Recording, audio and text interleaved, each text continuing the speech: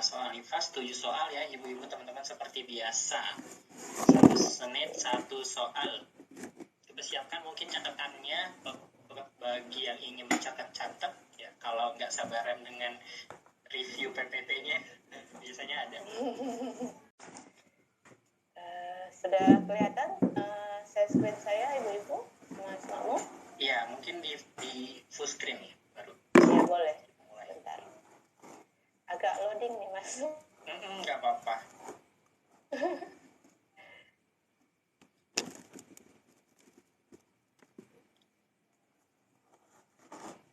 Nah, kelihatan semua ibu-ibu? Bisa kelihatan gimana ibu-ibu teman-teman? Apakah sudah terlihat? Terlihat. Sudah Mas. Oke, baik. Belum Mas, belum terlihat. Oke, kita tunggu beberapa saat sampai semuanya terlihat. Sudah Mas. Oke, mantap. Baik. Seperti biasa saya bantu untuk timerkan. Kita Di mulai. sini belum ya Mas yo. Belum terlihat. Hai, selamat Kenapa udah malam ada yang terlihat, ada yang belum? Mungkin live perdanaku ya. kalau soalnya Salam emang kenal belum. buat Ini belum mulai. semuanya. Sabar dulu, sabar. Teman-teman, aku lagi kuliah nih sambil kuliah. Sebelum saya timer, tenang. Mas Makmum ini prosesnya atau Dari prosedurnya mana gimana ya ya Mas? semua? Kita Oh, tanya iya. soal. Ada Lydia, Ya, nanti kita ada akan tampilkan Ilang, soal ada ibu nanti ke Kaifa, next slide ke soalnya. ada Nah, nanti saya bantu timer. Kumaya, Kolom chat saya tutup. Nah, nanti ada ibu dan teman-teman yang pada baca. Farel, Baca 1 menit selesai. Baru saya buka untuk kolom chatnya. ada Setelah Vita, itu ada nanti Bunda ibu dan teman-teman Ainun. jawab nih. Makasih udah Opsi paling tepat apa nih, mampir di Bud? live-ku. Nah, setelah itu Aku mungkin sambil ada yang belajar raise ya, nanti. aku nih bidan, Raisen perkenalannya aku alasannya bidan. kenapa memilih objek Tapi aku sekarang tersebut. lagi Ya, kuliah. mungkin 2 orang aja ya. Kalau misalnya Lagi ada opsi yang kuliah. berbeda atau ada yang mau nambahin boleh. Tapi Lagi 2 aja takutnya kuliah, kemalaman. lanjutin Nanti kuliah gitu. setelah Aku itu udah baru kerja dari minta penjelasan dari 2008, aku ibu udah Siti kerja. Sarah terkait dengan Tapi karena sekarang aku kuliah lagi ininya, gitu, jadi agak soalnya seperti sibuk. itu ibu. Baik. Aku Oke. agak sibuk. Sudah terlihat Jadi kan ya? dengan TikTok ini Maksudnya aku slideshow-nya. bisa Nah, kalau soalnya ntar. ngobrol sama teman-teman di Oke, sini, baik. Kita mulai Ibu Siti. menghibur diri Boleh. gitu. Setidaknya aku nggak stres-stres Ketika soal banget terlihat, kalau saya aku akan mulai kuliah timer. gitu, karena kuliah aku berat banget nih, tugasnya Oke, banyak saya sekali. sudah terlihat. Silakan Ada 1 menit tes dimulai lagi. dari Hadir sekarang. support, iya makasih udah mensupport. Seorang perempuan umur 27 tahun, P2 A0, bersalin 6 jam yang lalu di rumah sakit dengan keluhan merasa lemas dan pusing. Hasil anamnese, ibu melahirkan normal, bayi kembar. Hasil pemeriksaan kontraksi lemah, TFU setinggi pusat, tekanan darah 100/60, nadi 74 kali per menit, pernapasan 16 kali per menit, suhu 36 perdarahan kurang lebih 450 cc, ibu tampak pucat, HB 9,5 dan lain-lain, dan data patograf kelas 1 selama 8 jam. Apakah penyebab perdarahan yang mungkin pada kasus tersebut? Anemia, B kelelahan, C patus lama, ya mungkin merasa ada lemas. beberapa yang nggak terlihat ya soalnya. Nah, mungkin 8 bisa jam normal. keluar dulu ke dari Zoom, habis itu masuk lagi. Nah, mungkin nanti Kelelahan, slideshow-nya patus baru lama, air kelihatan. keluar terlalu Karena banyak, mungkin, patus dari lama, jaringannya kelelahan, masing-masing ya, karena anemia kebanyakan terus sepertinya sudah berkembang terlalu terlihat nih. besar. Untuk soal nomor 1, apa penyebab perdarahan yang Patus mungkin lama kali ya. yang mungkin pada kasus tersebut? Nah, di sini saya Rasa lihat lemas dan nih, Bu pusing. Saleha ada beberapa yang jawab di Lemas dan kolom pusing chat. bukan, patus lama Opsi bukan. A, E, Air kelelahan, dan kelelahan. ada yang C sih. Jadi ada 3 opsi nih muncul.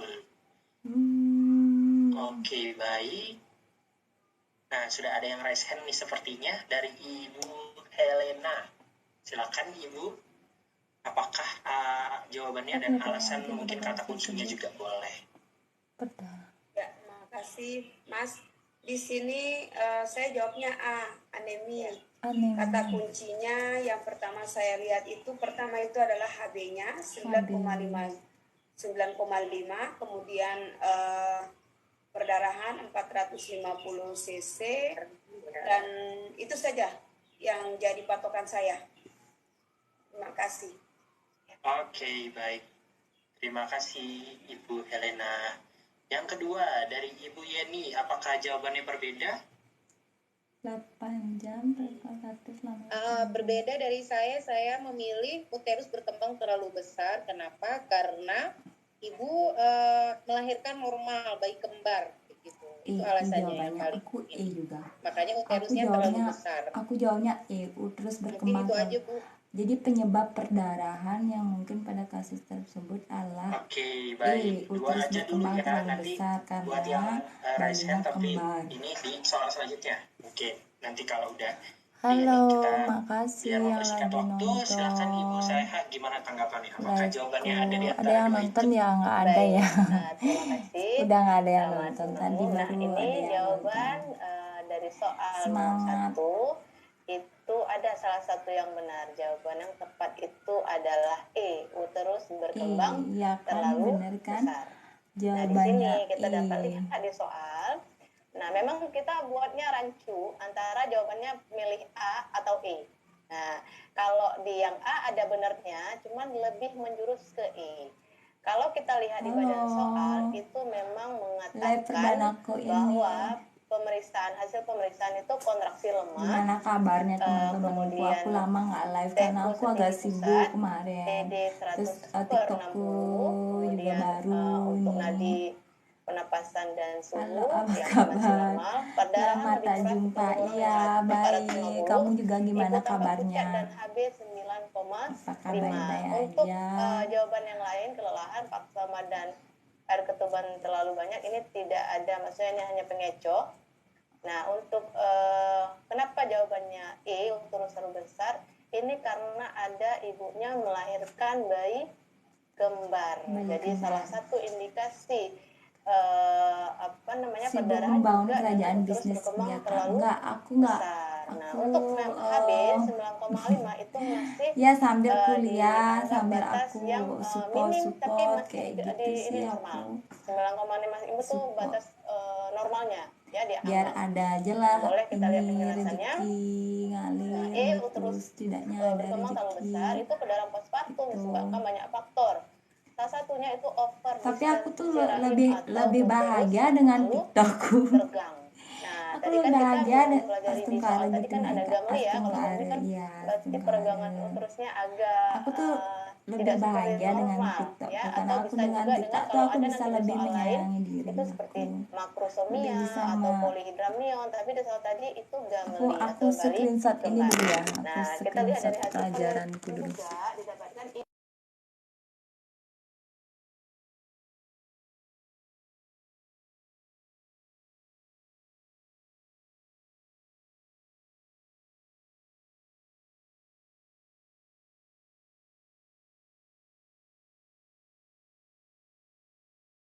darah pada uterus susah untuk kontraksi. His tidak baik yang akhirnya menyebabkan perdarahan. Nah, gitu ya ibu-ibu semua ya. Perdarahan postpartum disebabkan oleh beberapa faktor, diantaranya overdistensi rahim atau uterus yang terlalu tegang yang disebabkan persalinan dengan makrosomia, gemelli atau polihidramnion. Dari hasil penelitian didapatkan ibu yang melahirkan bayi gemelli mengalami perdarahan postpartum. Ibu yang melahirkan bayi gemelli rentan mengalami perdarahan postpartum karena pada keadaan gemelli dengan janin yang lebih dari satu meningkatkan perubahan anatomis pada bagian uterus dan membuat ukuran uterus menjadi lebih besar, sehingga menyebabkan pembuluh-pembuluh darah pada uterus. Iya, kita mulai ke yang kedua. Mungkin untuk uterus sesi tanya menjadi jawab lebih kita besar. alihkan ke akhir seperti biasa. Silobetno Kak. Ya, silakan. Agak lupa nih. Aku sambil ini aja nih, aku sambil kuliah. Lanjut dah dulu aktivitasnya, tapi aku mau sambil ngerekam kuliahku. Bagi jaringan nih mungkin di daerah sana begini. Nah, yang tadi mungkin ada yang tidak terlihat slideshow-nya, mungkin bisa saya bantu untuk ini kan ya. Kalau misalnya pakai B biasanya itu kan ada kotak-kotaknya Aku liatin ini aja ya. Nah, nanti digeser ke kiri. Mau liatin mungkin situ kuliahku slideshow-nya aja ada. ya. Kalau pakai laptop biasanya udah otomatis kelihatan. Gimana caranya Nah nih? kalau misalnya nggak kelihatan sama sekali, Gimana kayak caranya hitam ya? doang. Nah biasanya itu karena jaringannya nih. Aku mau Karena nanti kan mungkin wifi-nya gini nih. atau mungkin jaringan sinyal dari provider yang menggunakan itu biasanya berpengaruh untuk di Zoom ini gitu. Ini aku bayar nih, aku belajarnya Mungkin nih. untuk Aku bayar besok bisa 100.000 aku belajar dari anaknya atau gimana dari biar HP lulus gitu nanti bisa. aku kukom. Ya. Oke, Ibu Saleha nih belum masuk ya. Diminta kesediaannya untuk menunggu ya. Sebentar.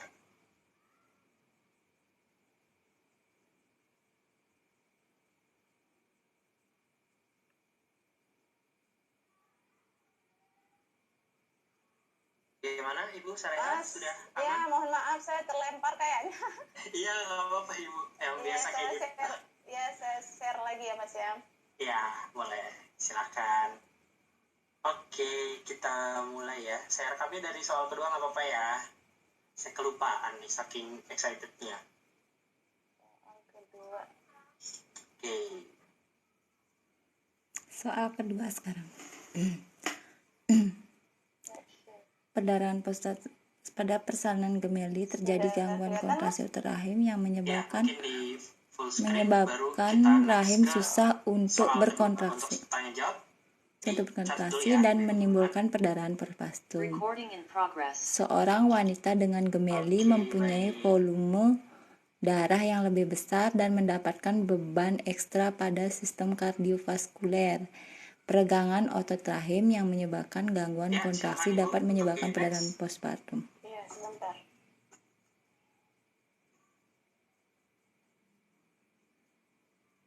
Oke, sudah terlihat apa asuhan yang tepat pada kasus tersebut. Baik, saya timer 1 menit dimulai dari sekarang. Seorang perempuan umur 20 tahun, P2, nifas hari ketiga, datang ke PMB dengan keluhan payudaranya bengkak dan sakit. Hasil anamnesa bayi malas menyusu sejak hari kedua. Hasil pemeriksaan 120/70, nadi 76, respirasi 16, tem 37 derajat Celcius, kontraksi uterus bayi, lokia berwarna merah, dan jaritan perineum tampak kering. Pada apa asuhan yang tepat pada kasus tersebut? Pemijatan payudara, pengompresan air hangat, menyarankan perlekatan yang baik, melakukan pengosongan payudara. Pemijatan, pengompresan air hangat, pengompresan air hangat, pengompresan air hangat, melakukan pengosongan payudara, pengosongan payudara, pengompresan air panas, pengompresan. Baik, sudah 1 menit. Aku jawabnya C aja ya. Aku jawabnya C. Aku jawabnya C. Baik, di sini. Aku jawabnya C. Oke, silakan bervariasi lagi nih untuk soal nomor 2 seperti soal nomor 1 tadi. Dan ini lebih bervariasi dibanding soal ke ini. Oke, baik. Aku jawabnya C aja deh. C.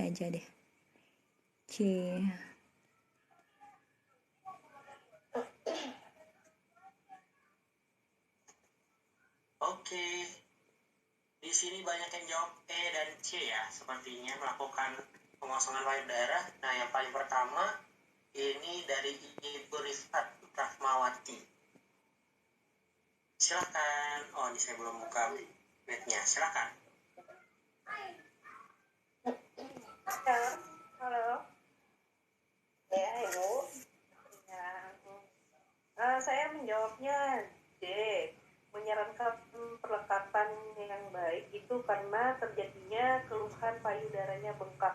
Mungkin adanya tidak benar dalam menyusui yang menjadikan bayi malas menyusu dan gagal dalam memberikan ASI sehingga terjadi pembenungan ASI. Maka asuhan yang tepat untuk diberikan itu adalah menyarankan perlekatan yang baik dalam menyusui. Oke, berarti jawabannya yang D ya? Ya, D. Oke. Terima kasih. Oke, baik. Untuk yang kedua, ini dari Ibu Rohmawati. Jawabannya beda atau sama nih? Jawaban saya untuk melakukan pengosongan payudara karena di situ kan payudaranya bengkak ya. Biasanya kalau dengan payudara bengkak otomatis puting susu itu agak masuk ya, sehingga bayi akan mengalami kesulitan untuk menyusu. Sedangkan kalau untuk bayi usia 3 hari biasanya dia kan tidak mencari sendiri, hanya dibantu. Kalau misalnya dengan puting susu yang masuk dengan payudara bengkak, biasanya dia malas gitu untuk mencari sendirinya, terus tidak bisa menyusu dengan baik. Gitu. Terima kasih. Oke, terima kasih Ibu. Wah, ini banyak banget yang raise hand sepertinya ya. Tapi jawabannya mungkin karena berbeda banyak. Karena bersingkat waktu, mohon maaf, kita langsung lanjut ya ke ininya. Baik, silakan Ibu Siti Salihah, ini yang benar yang mana nih, banyak banget jawabannya. Iya, baik, terima kasih Mas. Nah, ini benar nih, ini kan agak-agak membingungkan memang di optionnya ya. Karena kalau kita bilang optionnya rata-rata ini memang benar salah satu, tapi di antara A sampai E ini apa duluan yang harus kita lakukan? Nah, kita lihat dulu pada soalnya ini bayi masih 2 hari. Nah, kemudian apa namanya, kontraksi terus baik, lokenya baik, berarti jahitannya baik. Berarti di sini masalahnya payudaranya bengkak dan sakit. Nah, apa yang pertama kali kita lakukan itu yang benarnya adalah melakukan pengosongan payudara. Nah, kalau sudah tidak dikosongkan, itu akan nanti merembes atau kelanjutannya ke mastitis kita takutnya. Jadi harus dikosongkan dulu. Memang benar baik, kenapa bengkak, karena tidak menyusu dengan baik, betul kan? Karena entah dia malas, entah dia pelekatannya kurang bagus gitu kan. Tapi untuk yang pertama sekali kita lakukan harus dikosongkan dulu supaya tidak merembes atau melanjut ke mastitis gitu ya ibu-ibu semua ya. Penjelasannya ada sih di ini ya. Nah, payudara penuh atau bendungan ASI adalah payudara terasa berat, panas, dan keras. Bila ASI tidak dikeluarkan, Pengosongan ASI jawabannya. Jadi demam. Ya, karena tadi di soal kita nggak demam itu Bu ya. Karena kita takutkan kalau memang kita diamkan itu berubah nanti malah payudaranya itu semakin membengkak, kemudian merah kelihatannya, terus sakit saat disentuh itu berubah ke mastitis. Nah, cara mengatasinya, kalau sudah bengkak duluan, kita keluarkan ASI-nya, boleh dengan tangan atau dengan pompa ASI. Kemudian kita perbaiki perlekatannya atau posisi dari menyusui si bayi, kemudian kita jadwalkan, maksudnya on demand, maksudnya selalu kapan dia butuh, dan tidak memberikan minuman lain kepada bayinya, karena itu akan membuat si bayinya malas menyusu. Kira-kira begitu ya Ibu. Oke, semoga dapat pahami. Ya, ada menjebak berarti ya, karena ini banget yang jawab C dan D. Nanti pas UKOM juga rata-rata soalnya bikin pusing Mas. Biasanya menjebaknya itu banyak. Ini antara ini benar nggak? Sebenarnya kita tahu sama-sama, apalagi ibu-ibu kan sudah banyak pengalamannya ya, tahu semua. Cuman ya itu kadang menjebak di situ. Langkah awal biasanya, kemudian langkah selanjutnya apa asuhan gitu. Jadi sebenarnya urutannya semuanya ada di opsinya, tapi ada di opsinya, cuman kita yang pertama sekali kita lakukan itu seperti apa. Betul, karena memang menjebak. Baik, kita beranjak ke soal nomor 3, jadi harus tetap fokus terhadap lead-in-nya ya.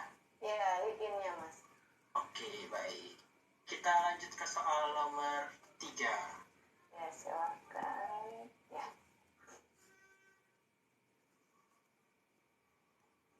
Bidan melakukan kunjungan rumah pada seorang perempuan umur 21 tahun, P2A1, NIPAS hari keempat. Persalinan norma secara spontan, robekan premium derajat 2. Hasil anamnesa, ibu melakukan semua aktivitasnya di tempat, tidak termasuk makan dan minum, menyusui dan berkemih dengan pispot. Hasil pemeriksaan, tekanan darah 110, nadi 80, TFU 1 jari di bawah pusat, lokea rubra. Anjir, apakah yang paling tepat pada kasus tersebut? Mobilisasi. Baik, 20 detik lagi tapi sudah banyak yang menjawab sepertinya ya. Mobilisasi yang benar. Oke. Bagi yang masih bingung atau mungkin udah setuju banget nih semuanya ya, mobilisasi kompak nih. Oke, 1 menit telah selesai. Tadi saya lihat sih udah 30 detik nih, udah banyak yang menjawab jadi 30 detik. Jadi sebenarnya 1 menit itu kelamaan ya.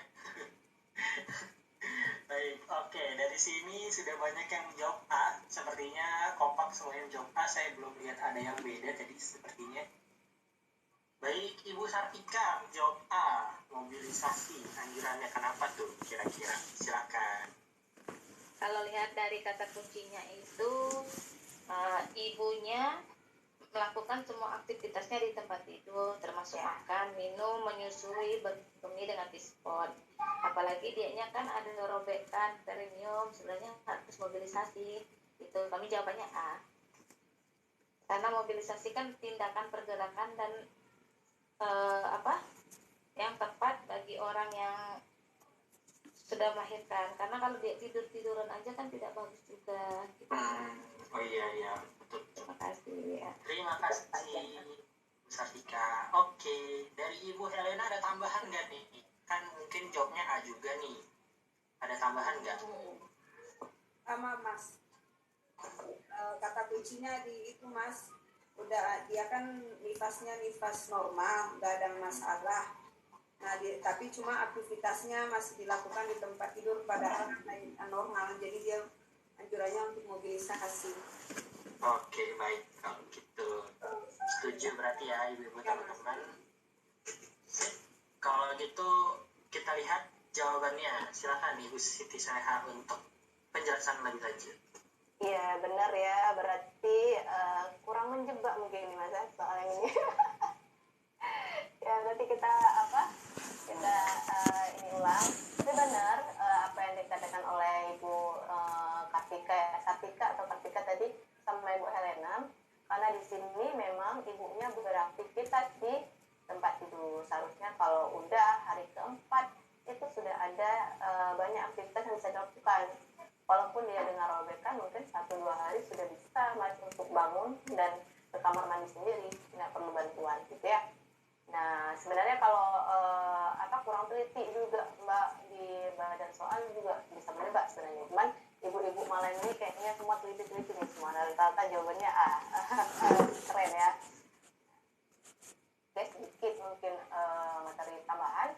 Manfaat mobilisasi itu banyak, diantaranya meningkatkan sirkulasi, mencegah risiko tromboflebitis, kemudian meningkatkan fungsi kerja peristaltik kandung kemih, kemudian mencegah konstipasi, kelainan massa lebih baik, sehat dan kuat ya.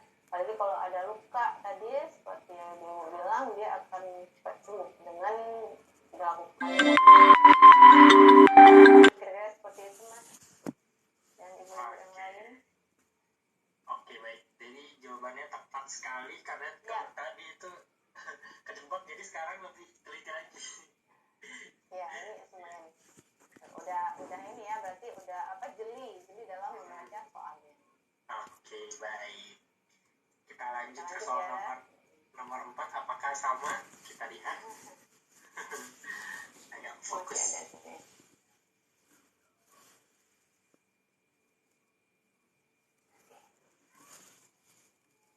Siap untuk soal nomor 4? Siap-siap? Waduh, ini jangan dicoret-coret ya. Semua perempuan umur 27 tahun. Ya, baik, 1 menit dimulai dari sekarang. A0 nifas 3 hari datang ke rumah sakit dengan keluhan demam. Hasil anamnesa badan lesu dan tidak nafsu makan. Hasil pemeriksaan suhu 39, nadi 120, payudara bengkak dan nyeri, puting bengkak payudara bengkak dan nyeri, puting lecet. Apakah asuhan yang paling tepat pada kasus di atas? Tetap menyusui bayinya, KIE teknik menyusui yang benar, kompres dingin sebelum menyusu,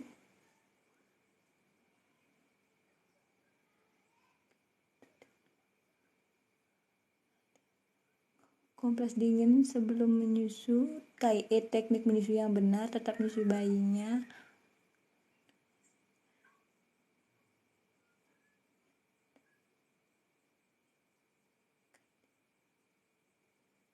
Oke, sudah berbunyi untuk alarm saya nih 1 menitnya. Silakan untuk menjawab di kolom chat. Iya nih, kompak lagi nih untuk soal nomor 4. Ada juga yang jawab bis tadi. Ada juga B lagi, tapi mayoritas menjawab C, yaitu KIE teknik menyusui yang benar. Oke. Nah, di sini sudah ada 2 orang yang angkat tangan. Tadi Ibu Sartika nih semangat sekali. Silakan Ibu Sartika menjawab apa nih? C kah atau yang B? Atau yang A? Kami jawabnya KIE teknik menyusui yang benar. Nah, itu kan kata kuncinya itu payudaranya bengkak, nyeri dan puting lecet. Biasanya kalau puting lecet itu anaknya salah menyusui. Nah, jadi yang pilihan pertama kita ajarkan dulu KIE teknik menyusui yang benar, baru kita anjurkan tetap menyusui bayinya, berbanyak minum air putih, mungkin kelanjutannya atau dikasih paracetamol untuk menurunkan demamnya. Gitu. Kalau pertama KIE dulu teknik menyusui yang benar. Terima kasih guys. Oke, terima kasih Ibu Safika. Nah, Ibu Yeni jawabnya sama nggak nih Bu? Atau jawaban lain? Jawabannya kami sama. Gimana tuh? Teknik menyusui yang benar, kenapa? Karena kita tahu di sini payudara bengkak dan nyeri, puting lecet. Artinya teknik menyusuinya yang masih salah. Jadi harus yang pertama kali tetap KIE teknik yang benar. Mungkin itu. Oke, jadi ini kata kuncinya udah tertangkap dengan jelas nih oleh 2 orang yang mewakili. Apakah benar dari Ibu Saleha? Silakan. Iya, baik. Ya, benar ya. Jawaban yang tepat itu adalah C, KIE, teknik menyusui dengan benar. Dan alasannya kenapa benar seperti ibu-ibu yang bilang tadi, Bu, di sini hasil anamnesa berupa badan lesu, tidak nafsu makan, pemeriksaannya itu payudaranya bengkak, nyeri, dan puting lecet. Untuk puting lecet itu memang benar. Kesalahan ada di cara menyusui atau posisi yang tidak tepat saat kita menyusui si bayi. Nah, untuk supaya kedepannya atau seterusnya itu diperjelas dulu atau dikasih KIE teknik menyusui yang benar supaya tidak menimbulkan makin parah terhadap puting lecetnya. Nah, ini ada saya beri gambaran. Itu teknik perlekatan yang benar saat menyusui itu dengan rumus Amubida. Itu ada areola, itu areolanya yang gelap itu sudah puting, itu masuk sebagian besar ke dalam mulut si bayi, kemudian mulut terbuka lebar. Nah, kemudian bibir itu kan istilahnya harus doer gitu, saat menghisap bibir bayi harus dibuka doer ke bawah sehingga areola semakin besar, bagian bawahnya masuk ke dalam mulut bayi, dagu menempel ke payudara. Kemudian, nah ini tanda-tanda bayi telah berada dalam posisi menyusui yang benar itu seluruh tubuhnya berdekatan dan ke arah pada ibu, mulut dan dagunya berdekatan dengan payudara, areola terlihat jelas, tidak terlihat jelas, bayi terlihat melakukan isapan yang lamban dan dalam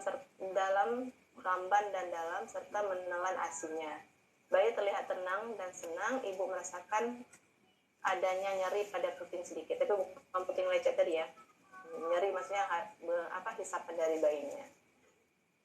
Nah, mungkin seperti itu ya ibu-ibu. Kita lanjut Mas ke soal. Iya. Ya, soal kelima ya.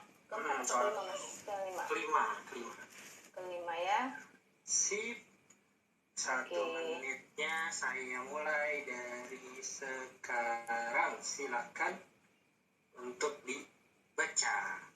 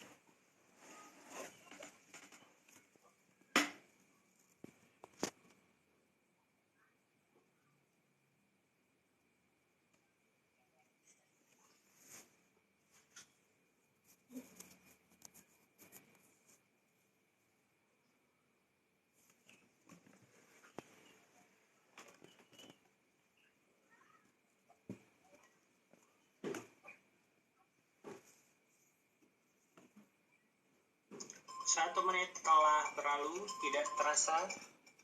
Silakan untuk kolom chatnya dipenuhkan oleh jawaban yang telah diyakini. Itu adalah jawaban. Oke. Ibu Sartika gantian ya Bu ya. Ibu udah kebanyakan nih. Kita ganti ke yang bawahnya. Mungkin nanti kalau Ibu Sartika ada tambahan atau mungkin jawabannya berbeda. Tapi di sini saya lihat sih ada jawabannya C semua masih kondom ya. Baik, oke, mungkin dari Ibu Yuke. Nah, Ibu Yuke atau Febri nih saya panggilnya. Ibu Yuke deh. Oke, silakan Ibu Yuke jawab apa nih? Jawab C sih kayaknya. Alasannya apa? Alasannya di situ kan dijelaskan bahwa ibu ini tidak ingin KB yang jenis kontrasepsi hormonal dan AKDR. Berarti di sana AKDR tidak termasuk. Kemudian kalau mau anaknya udah lebih dari 6 bulan, 2,5 tahun. Kemudian kalau metode kalender haidnya tidak teratur, jadi tidak tepat juga. Sama metode suhu basal juga, jadi saya memilih kondom. Oke, terima kasih Ibu Yuke. Nah, Ibu Rohmawati, ada tambahan nggak nih? Mungkin jawabannya C juga ya.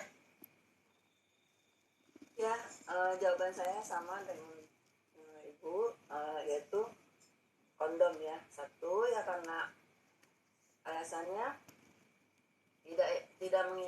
tidak mau kontrasepsi jenis hormonal dan AKDR. Kemudian suami bekerja di luar kota ya, terutama karena kalau yang kerja di luar kota kan pulangnya juga nggak teratur ya, jadi tidak bisa pakai sistem kalender dan suhu basal juga. Gitu mungkin Pak. Oke, terima kasih Ibu. Dua aja, mungkin silakan Ibu Saleha. Ya, baik. Keren ya. Keren, jawabannya pas banget untuk yang soal ini. Dan alasannya juga dari ibu-ibu tadi sudah benar. Nah, sudah benar. Jadi kalau untuk soal seperti ini mungkin sudah gampang ya sama ibu-ibu semua ya. Cuma pusingnya nanti waktu 180. Yang terakhir-akhir kayaknya nggak kebaca itu. Mungkin yang ini di awal-awal oke. Pas sampai berapa 3 jam ya, 2 jam 2,5 jam itu udah mulai mumet segala macam, padahal ini masuk jenis soal yang lumayan mudah ya, tapi kalau nggak teliti juga kita agak susah untuk menentukan jawabannya. Nah, benar untuk yang soal yang kontrasepsi ini, anaknya masih berumur 2,5 tahun, kemudian dia nggak mau jenis hormonal dan AKDE, mungkin kalau pakai hormonal lama kembali masa suburnya atau segala macam. Suami dinas di luar kota, jadi yang paling praktis itu adalah metode kondom, karena kalau kalender dan suhu basal itu harus teratur kita dalam mengeceknya gitu. Kalau kita sering lupa, gagal deh untuk kabinnya. Jadi ini udah benar ya, jawabannya itu C, yaitu kondom. Nah, semangat ibu-ibu. Ya, kita lanjut Mas. Oke, tidak ada penjelasan lanjutan di pembahasan? Oh boleh, ada ini. Nah, Nah, ini untuk mal itu tadi anaknya 2,5 tahun, jadi nggak berlaku lagi untuk metode aminorelatasi. Kemudian AKDR dia nggak mau, tidak ada mau pakai alat. Kemudian kondom itu alat kontrasepsi keluarga berencana yang terbuat dari latex atau karet yang pemakaiannya dilakukan dengan disarungkan, dan ini paling praktis. Kemudian metode kalender itu adalah satu metode kontrasepsi alami yang bisa dipilih. Jadi untuk menggunakan metode ini dilakukan dengan mencatat riwayat menstruasi dan memprediksi kapan ovulasi terjadi. Nah, kalau kasus kita di atas kan nggak menduga-duga kapan kita ovulasi karena juga suami kan dinas di luar kota gitu. Nah, untuk suhu basal, metode ini mengenali masa subur wanita melalui peningkatan suhu basal. Kalau suhu basal ini kan harus teratur sama kayak metode kalender tadi. Jadi kalau kita ada beberapa syarat yang harus kita ikuti pada saat melakukan atau memakai metode kalender dan suhu basal ini.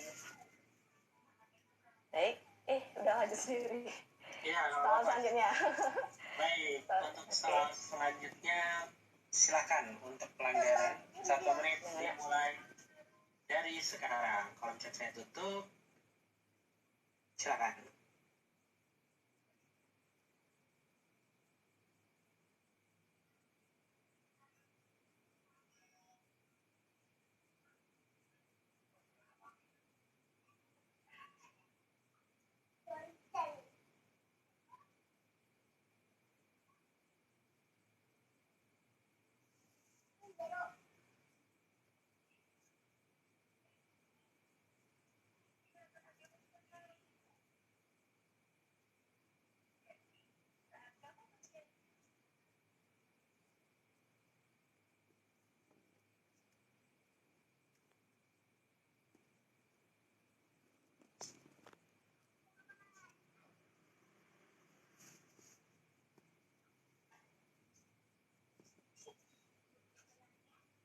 Baik, sudah yakin untuk menjawab? Saatnya untuk ditulis di kolom chat.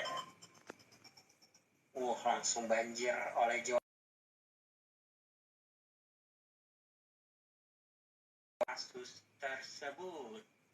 Di sini banyaknya yang pelanggaran kode etik. Baik, Ibu Jesmia, silahkan apa yang dilanggar dan apa indikasi langgarnya, Bu. Silahkan, Bu. Suaranya belum. Baik, terima kasih. Jadi kalau kita melihat soal yang ada di sini, Ibu ini presentasi bagian terbawahnya itu adalah presentasi bokong karena teraba lunak dan tidak melenting.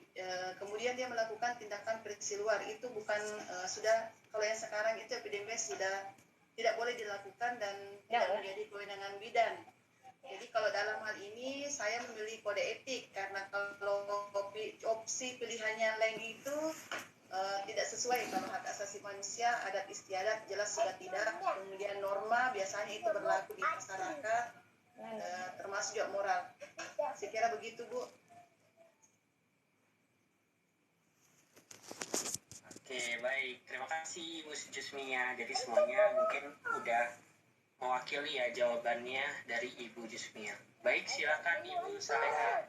Ya, benar ya, Bu Jusmia tadi. Ini tindakan versi luar. Kita bidan itu nggak boleh lagi ya. Kalau bidan-bidan dulu mungkin masih mengerjakan untuk tindakan versi luar. Nah, apabila genting sekalipun, ini kan katanya tadi bokong letaknya. Apabila genting sekalipun, tetap kita tidak boleh dengan tindakan versi luar. Kalau memang mau dilahirkan harus dirujuk dengan indikasi ya, harus rujukan dan harus di SC. Nah, ini percobaan prosedur versi luar bertujuan mengurangi kalau mau cita-cita mau mengurangi persalinan seksio sesar itu salah karena itu melanggar kode etik bidan. Nah, karena indikasi janin susang tadi. Kode etik itu berisikan norma-norma yang harus dipatuhi oleh setiap anggota profesi, juga larangan dan ketentuan yang harus diikuti oleh anggota profesi. Nah, ini menurut Kemenkes juga nomor 369 itu mengenai standar profesi bidan, yang mana pada standar pada kompetensi bidan yang ketiga itu asuhan dan konseling selama kehamilan tidak tertera sama sekali jika bidan diperbolehkan untuk melakukan tindakan versi luar selama kehamilan. Mungkin seperti itu ya ibu-ibu. Iya. Oh, ibu-ibunya pintar-pintar semua ini mas malam ini ya. Memang sudah berpengalaman Bu. Ya, Oh iya, ini hanya merefresh aja ya mas ya untuk soal-soalnya supaya clue-nya tahu di mana dan jawabannya udah pas gitu ya. Betul. Jadi latihan untuk referensi soalnya dan biar terbiasa nih 1 menit 1 soal. Nanti pas UKM insya Allah bisa lancar. Ya, amin. Oke. Amin. Untuk soal terakhir berarti ya untuk malam hari ini sebelum 1 menit dimulai dari sekarang.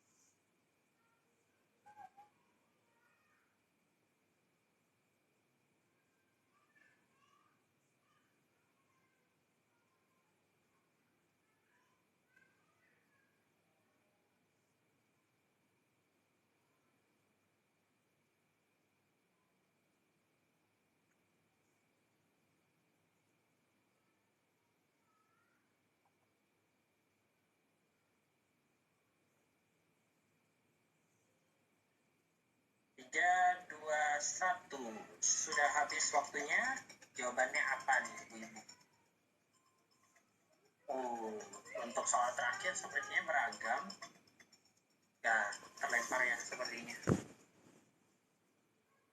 Di sini saya lihat jawabnya C, D, dan A. Wah, ada yang jawab F. Ketik salah ketik ya itu. Oke, C dan D kayaknya ya paling banyak. Kita tunggu nih Ibu. Salehanya masuk baru bisa lihat soalnya lagi.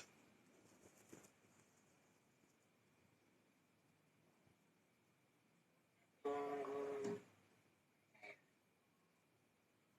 Ibu Saleh.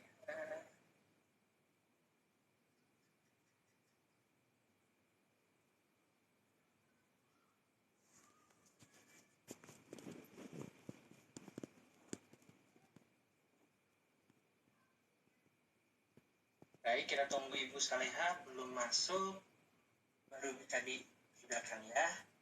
Mohon untuk bersabar. Nanti tadi soal etik ya, pelanggaran. Ya, sebentar ya Bu. Ibunya lagi ini nih, lagi jaringan.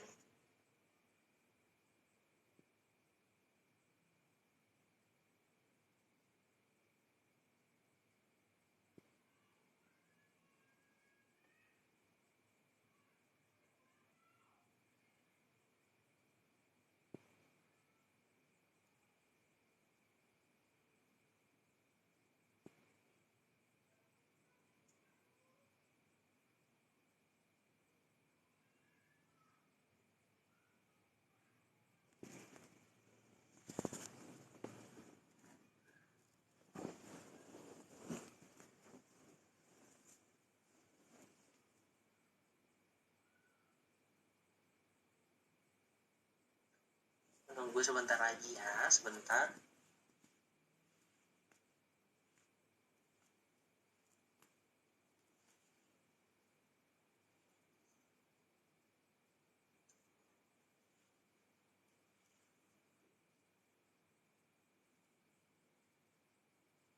Memang karena jaringan ya, gimana pun.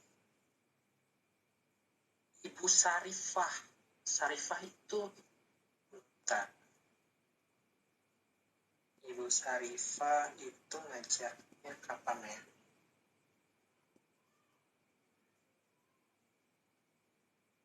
Sebentar saya lihat.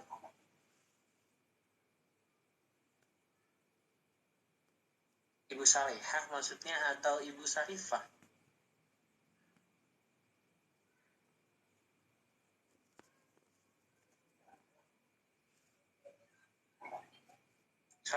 Soal Salehah. Pantas kok Sarifah saya agak lupa ingat, soalnya dosen di Optimal banyak.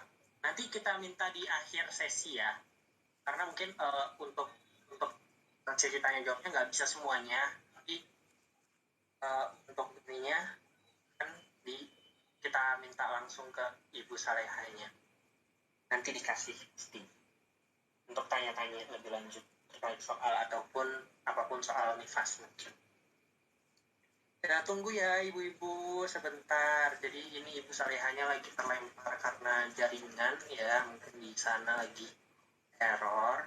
Ini lagi ganti device apa segala macam.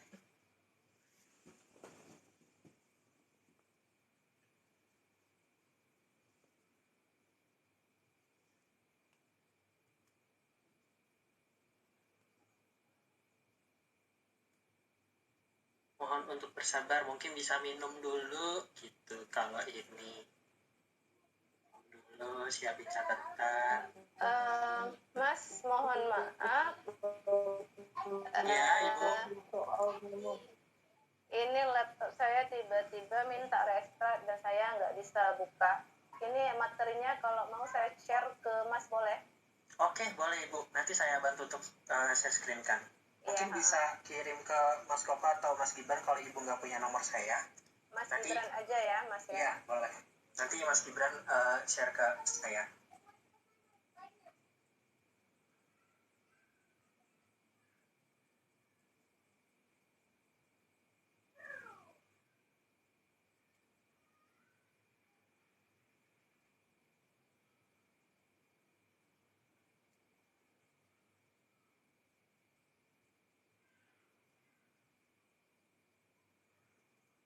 Tunggu sebentar Ibu. Memang ada ini.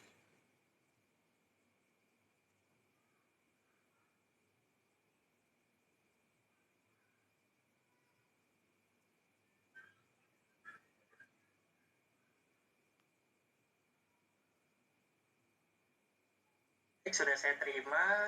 Sebentar saya buka dulu PPT-nya. Ini mulai di kalau terakhir ya, tentang pelanggaran etik. Tadi banyak yang jawabnya itu D kayaknya, saya lihat D, ya betul. D tapi ada yang C juga sih, banyak sih. Wah, kebanyakan D mah. Oke, ini saya buka. Ini proses soal terakhir. Mana nih, bisa loading.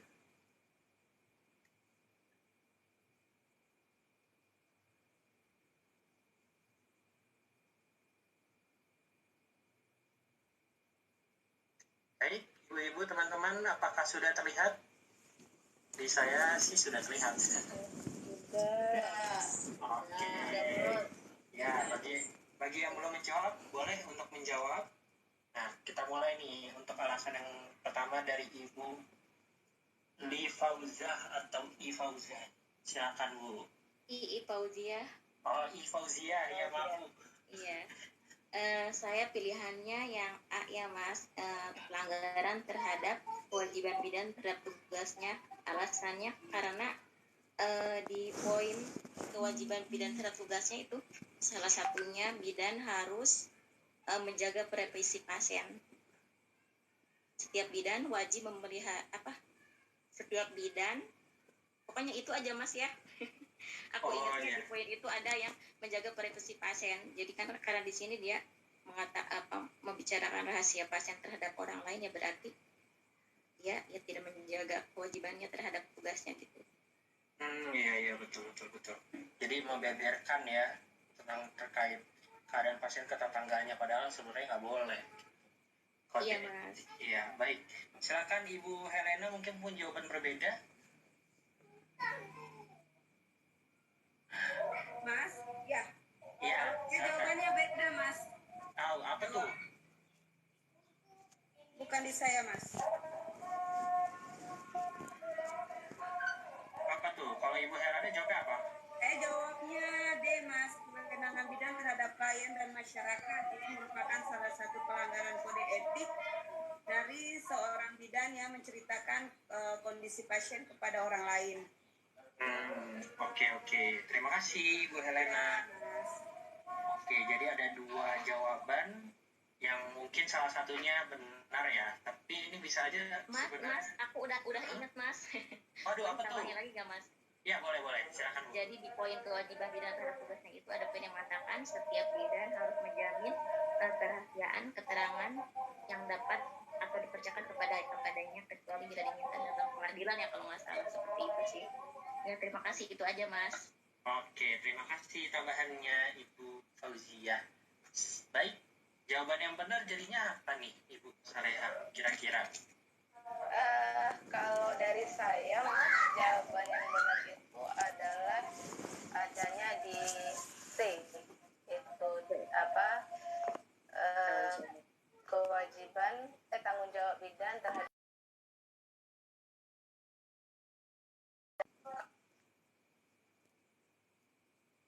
Ibu mohon maaf, ke-mute kayaknya ya.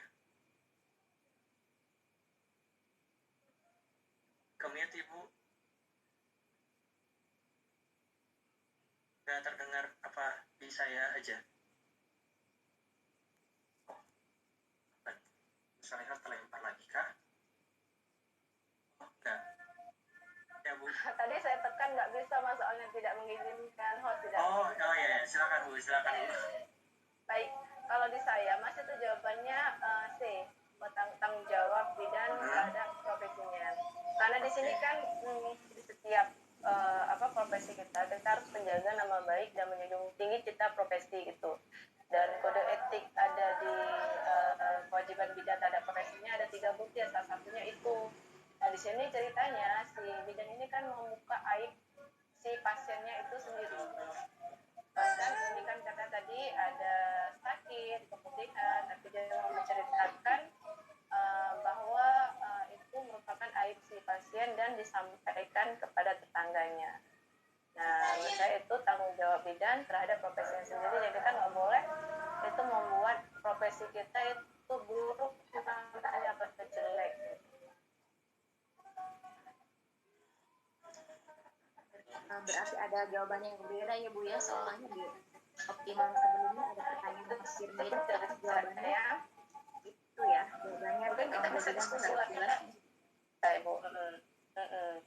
Nah kemarin juga kita sempat diskusi Bu soal yang ini, dan itu memang dibuat kan untuk rancu Bu ya, maksudnya ada option yang membuat dia itu rancu sehingga kita bingung milihnya, tapi kita kembali lagi tadi ke kode etik yang berisi di 7 bab tadi itu Mas, kira-kira. Baik, mungkin masih ada kebingungan atau yang ya benar, kode etiknya confidence, menjaga kerahasiaan. Oke, baik, nggak dapat dipahami untuk soal nomor 7-nya. Nah kita akan beranjak ke soal udah selesai untuk soalnya, 7 soal. Kita akan beranjak ke sesi tanya jawabnya. Oke, untuk ininya saya lower hand dulu semuanya karena ini bekas yang tadi ya. Nah untuk sesi tanya jawab nanti mungkin dari ibu-ibu dan teman-teman yang raise hand dulu. Nah nanti baru dari yang kolom chat kalau ada ya, kalau waktunya mencukupi, kalau nggak terlalu lama kita dari kolom chat. Tapi untuk yang ini kita dari yang raise hand dulu. Baik, di sini yang pertama dari Ibu Komang Adi. Ingin bertanya apa? Silahkan. Malam Bu. Ya, selamat malam Ibu. Bu, di sini kan membahas tentang soal nifas ya Bu. Tadi ada juga tentang menyusui. Saya masih bingung tentang bendungan ASI dan mastitis Bu. Soalnya kalau soal nifas luar pasti. Maaf Ibu, suaranya agak kurang jelas. Sudah terdengar Ya, cuma agak kayak ada buku-buku jadi saya agak bingung itu soal perbedaan antara bendungan ASI sama mastitis Bu. Soalnya lumayan banyak keluar kalau ada soal nifas, soal mastitis sama bendungan ASI ini. pernah saya jawab yang suhu 38, pengetahuan saya kan mastitis, tapi jawabannya bendungan ASI. Mungkin bisa dijelaskan sedikit perbedaan bendungan ASI sama mastitis, Bu. Terima kasih. Ya, baik. Terima kasih, Ibu. Dengan Ibu siapa tadi? Saya lupa. Soalnya saya pakai handphone, nggak kelihatan Ibu namanya. Komang. Ya, Ibu Komang. Terima kasih, Bu Komang. Nah, ini benar ya, kebanyakan memang kita terkecoh antara bendungan ASI dan mastitis. Tapi kalau di bendungan ASI sendiri itu sebenarnya payudara itu hangat, tapi tidak mencapai dengan demam. Nah, kalau sudah demam dan ada infeksi, itu sudah menjurus ke mastitis. Nah, mastitis itu kan biasanya juga payudaranya terisi dengan flu atau kata kunci dengan bernanah gitu, Bu Komang. Jadi kalau bendungan ASI kan hanya ASI-nya aja yang tidak keluar sehingga dia bengkak, tidak sampai dengan adanya merah. Kalau sudah merah, kemudian suhunya itu sudah demam, kemudian mungkin ada nanah yang dikeluarkan, nah itu sudah menjurus ke mastitis. Tapi kalau hanya bendungan ASI, itu palingan 2-3 hari ASI-nya keluar baru terjadi bendungan ASI. Makanya untuk penyelesaiannya harus dikeluarkan dulu, jangan sampai jawab itu kompres dingin, kompres panas, itu enggak, dikeluarkan saja dulu ASI-nya, kalau enggak kita merembes ke mastitis. Itu Bu Komangnya kira-kira. Apakah sudah jelas, Ibu Komang?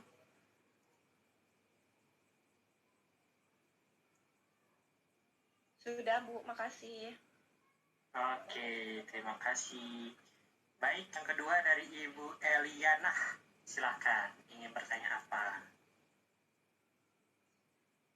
Terima kasih, Bang. Jelas suaranya? Jelas, Bu. Iya. Ya, baik.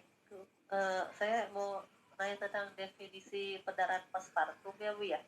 Kalau nggak salah yang dulu tuh kalau dikatakan pendarahan postpartum itu kalau darahnya lebih dari 500 kalau nggak salah ya. Kemarin tadi di soal itu 450 cc sudah dikatakan pendarahan postpartum.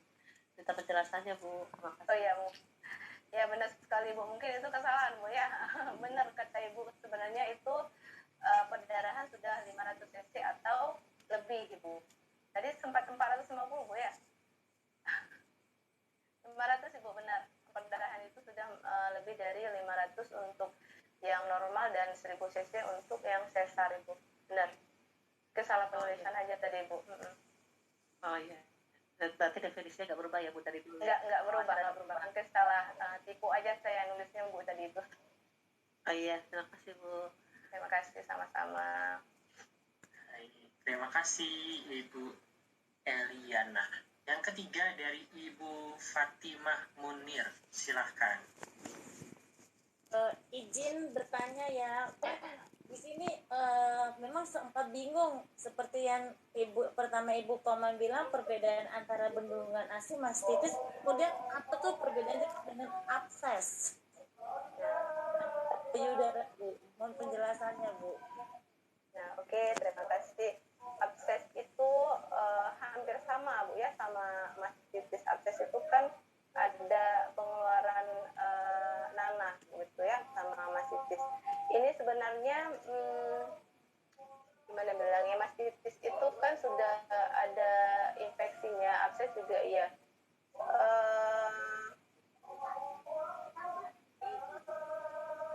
Abses itu tingkat parahnya, Bu, tingkat parahnya dari mastitis itu sendiri, Bu. Untuk soalnya pernah dapatnya seperti apa, Ibu? Untuk soalnya pernah ada mastitis kemudian abses, Bu. Jadi kita juga bingung antara dua itu, antara mastitis dan abses. Sebenarnya tipis sekali itu ininya. Sebenarnya kalau tingkatnya itu mastitis duluan, kemudian kalau abses kan nggak bisa ditolong sama sekali, bukan? Untuk ibu-ibu lah, ini kan pengalamannya lebih banyak dari ini. Abses itu nggak bisa ditolong sehingga payudara itu harus diangkat. Nah, kalau mastitis itu kalau belum berat sekali mungkin bisa disembuhkan gitu, Bu. Untuk ciri-cirinya kalau mastitis itu bengkak, demam, ibunya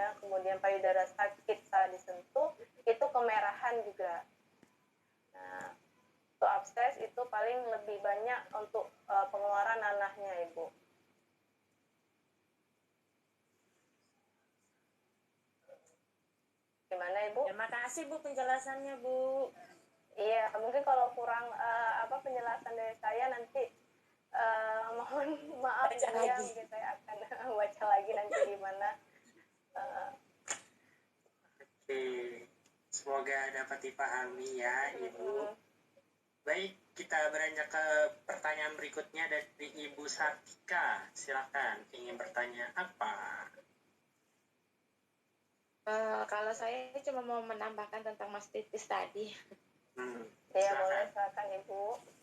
Kalau bendungan ASI itu kan payudaranya penuh gitu. Nah, kalau mastitis itu dia biasanya baru infeksi kan. Infeksi radang, nah itu kalau mastitis. Tapi kalau abses dianya itu sudah bernanah gitu. Iya, abses tingkat lebih parah ya Bu ya? Iya, lebih parah. Jadi kalau sudah abses itu biasanya kita kan kolaborasi atau kita rujuk. Tapi kalau mastitis kita lakukan dulu anjuran, aku kasih obat dulu. Tapi kalau masih juga baru. Intinya kalau mastitis itu masih infeksi payudara yang dia masih meradang aja, tapi kalau nanah itu sudah abses biasanya. Ya benar. Kadang tingkat demam juga, tapi belum bernanah. Mungkin baru-baru tapi belum. Tapi kalau sudah bernanah, walaupun sedikit sudah abses. Gitu. Benar Ibu. Ikut aja Bu. Terima kasih. Ya, terima kasih Bu Sartika. Baik. Oke, apakah yang present sudah cukup? Saya akan beranjak ke chat nih kalau tidak ada. 3, 2, 1. Oke, di kolom chat sepertinya ada beberapa pertanyaan. Di sini pertanyaannya ada yang penjelasan soal 7 tadi rasanya tentang kewajiban bidan terhadap profesinya. Tapi mengapa jawabannya C, Bu? Mohon penjelasannya. Emang iya jawabannya C? Ya. Ya, jawabannya chip Mas, itu tentang kewajiban bidan terhadap profesinya. Nah, di situ kalau menurut saya kemarin sudah diskusi. Nah, di situ poinnya ada 3, memang harus menjaga nama baik dan menjunjung citra profesinya gitu. Maksudnya, kalau kita sudah meluruskan, nah ini kan ceritanya ibunya ngomong ke orang lain, berarti kan dia sudah menyalahi aturan. Nah, menyalahi aturan, jadi kita jawabnya itu lebih ke kewajiban bidan terhadap profesinya sendiri. Tanggung jawab bidannya sendiri loh Mas. Benar-benar dia menjaga nama baik bidannya. Kalau untuk kewajiban bidan terhadap klien itu lebih ke standar atau penanganan bidan yang lakukan ke kliennya sendiri gitu. Begitu juga dengan kewajiban bidan terhadap tugasnya. Berarti kayak justice juga termasuk tanggung jawab bidan terhadap profesinya ya? Iya. Oh iya, oke. Kewajiban terhadap tugasnya? Bukan, kalau menurut saya sih enggak Mas. Kalau tugasnya itu kan dia ada berupa tanggung jawab. Misalkan tugasnya itu menolong asuhan pesanan normal, kemudian kehamilan. Nah itu kan harus dikerjakan tidak melebihi dari standar yang telah ditetapkan. Nah kayak tadi ada yang versi luar itu kan nggak boleh kita lakukan ya Mas ya, karena itu nggak lagi bisa dilakukan oleh kewenangan seorang bidan. Nah itu harus menjalani tugas dengan baik. Nah untuk yang tugas ini kan tugasnya itu dia sudah istilahnya akan merusak nama profesinya, menjunjung tinggi citra profesinya.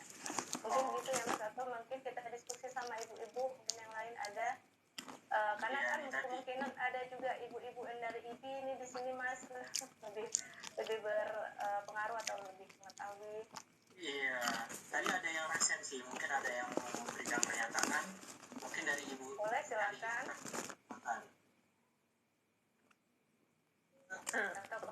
Betul Bu, yang saya baca juga itu yang tadi penjelasan Ibu seperti itu, memang yang tadi sesuai dengan tanggung jawab profesional bidan itu ada dari itunya sumbernya dari ICM Pregue 2000. Hadir Kak, ya makasih. Iya Bu, gimana Bu maksudnya? Mohon maaf saya kurang paham. Iya, di kolom chat ada yang makasih dari Kak Semara. Iya, tadi soal yang soal nomor 7 itu Bu, yang tadi Bu Ibu jawab sebagai tanggung jawab Apa terhadap kabar? profesional profesi baik ya. cuma agak sibuk sekarang. Ya itu maksudnya yang jawaban ibu itu memang sesuai gitu. Ini yang saya pegang, ada bukunya juga, itu dari sumbernya dari ICM 2014. Iya mungkin ya Bu. Baik. Iya, jadi tepat ya. Iya ada sumbernya dari ICM. Iya. Oke, baik. Mau nambah juga? Ada 7. Iya, gimana tuh? Tadi saya jawabannya juga C. Enggak gini karena perbedaan kewajiban dengan tanggung jawab. belum bisa Kalau live juga terhadap kemarin itu. kewajiban bidan terhadap tugasnya itu, ini Yang kurang ikutin lebih belum saya banyak tahu ya, toh. Mas, ya. Setiap bidan itu kan Aku juga nggak senantiasa nyari memberikan nggak pelayanan. ngikut-ngikutin, jadi Ibaratnya kan kalau kewajiban kita pelan-pelan. itu, kita memberikan pelayanan terbaik kayak itu. Nah, kalau Ini kewajiban. udah akun yang Tapi kalau ketiga tanggung ini. jawab kita itu, kita harus memegang satu kerahasiaan pasien kayak itu kan salah satunya. Akun Udah ketiga tuh, aku nih. apa, Baru bisa live. memberikan, pokoknya intinya kalau antara ini kewajiban dengan tanggung jawab menurut soal, kalau kewajiban itu kita memberikan pelayanan yang baik atau paripurna, kalau tanggung jawab itu tadi menjaga kerahasiaan salah satunya. Tadi jawabannya memang sih. Makasih Bu. Kayaknya ibunya lebih berpengalaman nih Mas. Saya yang harus belajar mungkin sama ibunya. Gak apa-apa, berarti kan diskusi Bu. Iya, diskusi ya. Saya diskusi cuma saya nggak harus. Oh jawaban saya harus benar enggak? Kita bisa diskusi sama-sama kok untuk yang ini. Kalau memang ada keliru, kita baca kembali. Saya juga harus belajar kembali Mas. Oke, baik. Oke, di sini Gimana ada kabarnya? pertanyaan lagi. Jika suhunya 3,75 sampai itu namanya mastitis atau bendungan ASI, Bu? Masih tentang bendungan ASI dengan Masih ini, masih agak ini ya.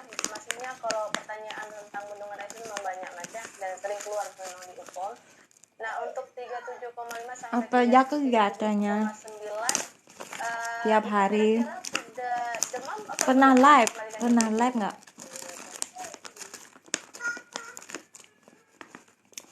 gimana tuh, Bu? Ada yang ini demam. Hangat Bu.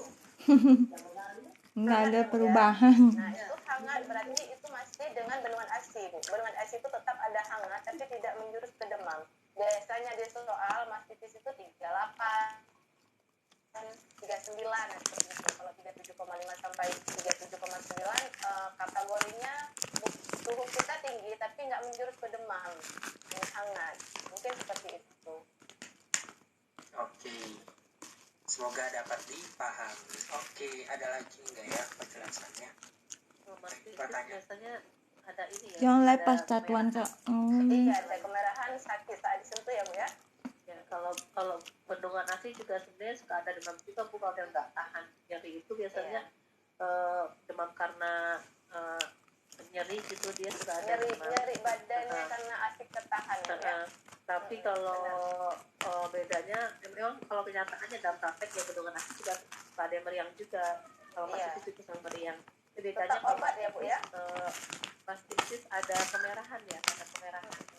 Nah, jadi kalau bendungan ASI hanya hangat, tidak ada kemerahan. Kalau mastitis ada kemerahan.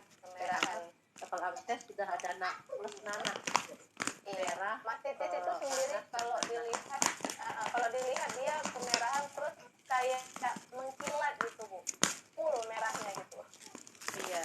Kalau mastitis sudah ada nanah berarti maksudnya absces ya Bu ya. Kita akan lebih tinggi lagi mastitis. Absces, sudah absces. Ini nambah juga Bu, kalau di soal biasanya kayak jawab soal yang kayak repot tuh ya. Kalau bendungan ASI itu biasanya hari kedua, hari ketiga, masih hari-hari awal kita posyandu. Tapi kalau mastitis biasanya kadang lebih dari 7 hari. Kadang di soal itu misalkan kadang ibu dengan postpartum berapa hari, misalnya lebih dari 3 hari atau 4 hari, itu antara 2. Tapi kalau masih 2 hari, 3 hari, di bawah seminggu itu biasanya banyak bendungan. Gini dah kegiatanku sehari-hari, nggak dapat live jadi nggak ada hiburan kemarin. Tapi salah satunya agak gini jadinya aku tuh buat status di WA kayak gitu jadinya aku. Karena nggak ada yang aku ajak ngobrol kayak gitu kan, status jadinya aku buat, terus capek kayak gitu. Malam ini terasa adem lihat wajah kakak. Oh ya ya ya. Soalnya kan 180 ya Bu. Nah Iya. itu biasanya kita pertama masih semangat. Nah ini saya sering lihat nih, saya pernah Dimakan beli kacang hukum nih ya, Bu, ya kacang. kan? Itu pertama masih semangat. Gini aja lah Tiba kerjaan 2 jadi jam, bidan. 3 jam, ini kayaknya ngeblank nih. Langsung. Belajar, Nah, itu ibu-ibu kerja, harus belajar, fokus. kerja. Kapan 3 jalan-jalannya? jam bukan waktu yang singkat. 3 jam ya Bu ya untuk ini ya. Tapi kadang bukan karena tidak fokus juga Bu, kadang soalnya sama, cuman kadang isinya sama, itunya orangnya sama, cuman kadang ini ada hari keberapa, ini hari keberapa, itu yang itunya kadang ini apa pembekakan payudara dipegang nyeri, sama-sama kadang pegang nyeri, cuma Itu kadang buat harinya. bingung Bu ya. Iya. Nah kemarin ada saya ngawas itu soal masih 100-an masih 100-an. Terus ibunya, aduh saya nggak sanggup bacakan, komputer itu nggak sanggup baca dari soalnya. Jadi menebak asal-asal. Makin gemul tuh pipi. Nggak, aku nggak makin gemul, aku tuh agak kurusan kayaknya sekarang. Ceritanya kan itunya apa kan ibunya udah mempelajari nih. Yang pertama sekali harus lihat pertanyaannya dulu ya, LinkedIn-nya, kemudian baru lihat opsi. Jadi kalau LinkedIn-nya diagnosa, berarti siapkan untuk diagnosa. Kemudian kalau LinkedIn-nya itu Tentang soal apa ya tadi? Yang pertama soal tentang, aku disambil ngapal nih. Soal yang pertama soal tentang nggak cepat bosan, nggak cepat lelah dengan soal kenapa terjadi perdarahan pada postpartum dengan bayi gemelin. Itu faktor resikonya adalah tadi ada yang resikonya adalah apa ya? nomor telepon ibu berapa katanya? Pembesaran perut yang terlalu besar, pembesaran perut yang terlalu besar gitu, peregangan perut yang terlalu besar gitu. 60 90 Soal nomor 2, 4200. hal pertama yang dilakukan jika ada ibu yang datang dengan keluhan payudara bengkak dan nyeri dan bayi malas menyusu, yaitu pengosongan payudara. Ibu Siti Saleha. WA. Ada pertanyaan kapan WA nggak boleh nyebutinnya. Itu kalau saya ini tanggal 14 berarti minggu ini ya. Soal yang ketiga apa ya? Kan kita udah selesai nih untuk minggu payudara bengkak dan nyeri. Dipersiapkan untuk tanggal 14 untuk yang apa soalnya ya aku lupa no. Baik, ada lagi yang bertanya atau sudah cukup? Ini nomor aku rekam tadi nih.